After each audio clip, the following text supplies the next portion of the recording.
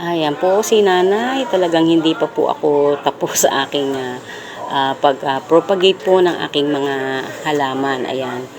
Ay hapon na po dyan at inabot na nga din po ako ng gabi. Ayan. Sa pag-propagate po ng mga natitira pa pong halaman. Kailangan ko na po kasi talagang putulin kasi hindi na po sila lumalaki ng maayos at medyo payat po sila at humahaba na po sila.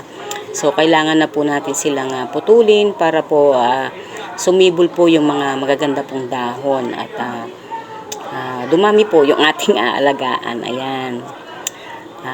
Kahit po gabi, sige lang po, tiyaga lang po talaga ang paghahalaman.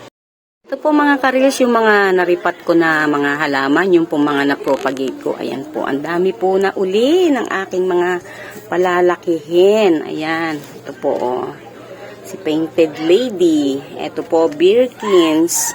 Ayan po, ang dami si Painted Lady. Ito, nakalimutan ko na ang pangalan nito eh. Pero maganda po siya.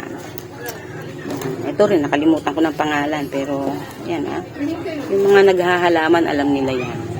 Ito po yung mother nila. Ito po ito po alam kung si Dark Lord nga ito eh. Yan, ito po si Prince of Orange. Ayan.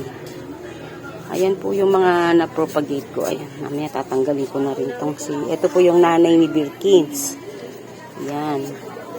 Ito po yung nanay ni Painted Lady. Ayan, naano na rin po itong tatanggalin ko na rin to. Ito po yung nakuha ko sa Prince of Orange. Ito pala si Dark Lord. Ayan. Ito. Kaya Dark Lord kasi maitim siya. Ayan. Maitim po siya talaga. Ayan. Ang ganda ng dahon niya. Ito. So, ayan, marami na po uli akong palalakihin. Ayan, ang mga halaman ko na na-propagate. Ayan, marami na uli akong alaga. Ayan.